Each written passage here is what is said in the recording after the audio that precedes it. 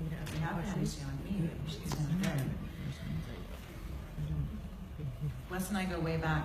Yes. He's one of my favorite people in this Thank world. you. Thank you. As many of you know, Wes is a Canadian rapper, a record producer, and an actor, often called the godfather of Canadian hip-hop. Tonight he presented the award for Video of the Year. Wes, you won this award back in 1991. It was the first time the Junos were held in Vancouver. How does it feel to be back presenting this honor so many years later? I feel blessed to be here, man. I mean, I remember when I won back in that, I wore a burgundy suit. So I figured, you know what, let me rock a burgundy suit again, you know what I mean? Back then we had shoulder pads. It was a different era, right? But it's just good to still be acknowledged, because back in the days people thought, you know, hip hop was, to me it's still in its infancy, but to come out the gate having 5 nominations, because I was nominated for Single of the Year as well. And this guy by the name of, I don't know if you heard of him, his name is Bryan Adams, but he kicked my ass out of that one. But the fact that, you know, it was the same year that my first album, Symphony in Effect, was out, and I actually won the first rap recording, Juno Award for rap recording of the year, and then the video as well. So for me to be here and just to see, you know, how time goes on, it's like, wow, I can only use rock references. So when I look at artists like Neil Young, there's nothing young about Neil Young, but he's still making music. So hopefully one day people will look at this genre of music, hip hop, the same way we look at other genres as well. So, Right on. yeah. Eli.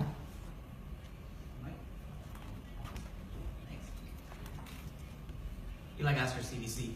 I'm curious, as the godfather, veteran of the scene, you're a competitor once again. How do you feel about the Canadian rap scene in 2018? And it seems sometimes it's kind of tough to keep some of our talent from leaving, but how are you feeling about our industry these days? That's a good question. When you say leaving, even if we leave, we're still here, no matter what. Sometimes you got to move to different spots, but you always represent where you're from. So that's number one. Number two, we're at the top of the food chain when it comes to music. Shout out to the Honorable Aubrey Graham. Understand what I'm saying? He did things that people didn't think he was going to do. Understand? He started doing Degrassi when I was doing Instant Star, when his name was Jimmy. I was Darius on Instant Star, and he was Jimmy on Degrassi. And we had the same change room. So when I be leaving, he'd be coming in, the first thing he ever told me is like, my music is coming. And he didn't lie. His music is definitely coming. So I feel blessed, and I'm proud to see what these artists are doing now. And more is going to come. Definitely more is going to come. Definitely. Yes. Great. Rudy, you know you got a big voice. You don't need that mic. Come on, son. You're being all corporate on me, son. You know, I always feel blessed that I get a chance to talk to you. We've talked for so many years, and I think that's one of the important things and why I want to ask this question.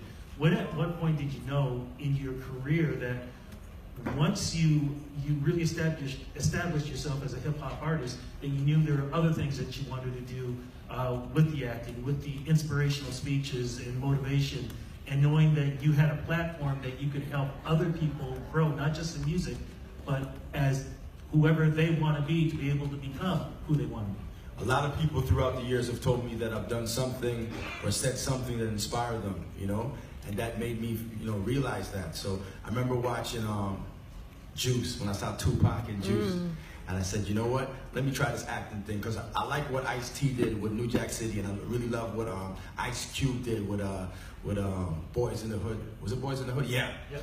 But when I saw Tupac and Juice, and it was an East Coast type film, it kind of really inspired me. And I looked what he did, and he studied acting. He was an actor. He went to acting school. So I studied. I'm from Toronto, so I studied with David Rotenberg, Bruce Clayton, all the top actors in Toronto to help me do my thing. And to get roles right now is a beautiful thing. And Mr. D, where I used to play a teacher, we're in season number 8, and now I'm the vice principal.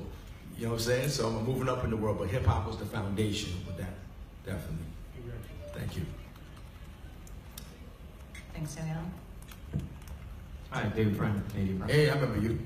I got a question for you about the rap category. Obviously, it's on the broadcast this year. Yes, sir. I've seen some people talking online about how they think rap doesn't get its due in Canada and that it's time for a rap award show. What do you think about that? A rap award show? Rap, hip hop. You mean basically the categories that people have suggested don't get enough recognition on the award shows in Canada? So just so I understand clearly, you're talking about just a show specifically for the genre of music for rap? Rap, hip hop.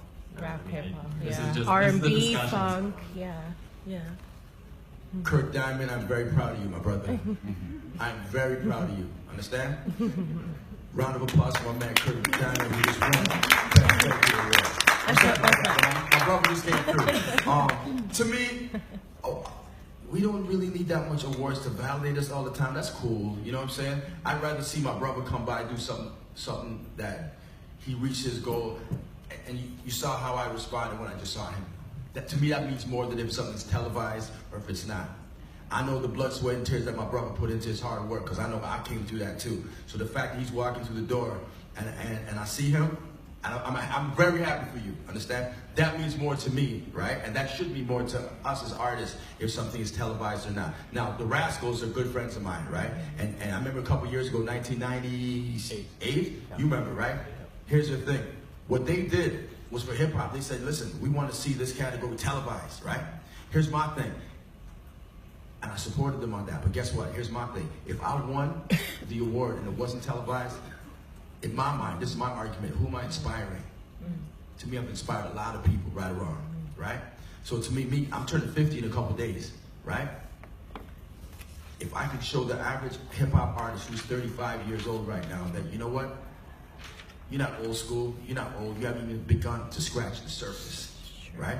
And that same artist who's 35 years old right now could inspire somebody who's 16, who's not, you know, on that level of what's going on right now. To me, I did my job. It doesn't matter to me if it's televised or not. Platform doesn't matter? No, it depends what you mean by platform. I don't stress it like that. What means more to me is who am I inspiring. You get what I'm saying? This is great for now. I know my suit look good. I feel great, right? But after this, I still got to get to work. I still got to get back to work, right? So I appreciate all this. But at the end of the day, my job is to inspire brothers like that. So when he comes through the door, he's smiling.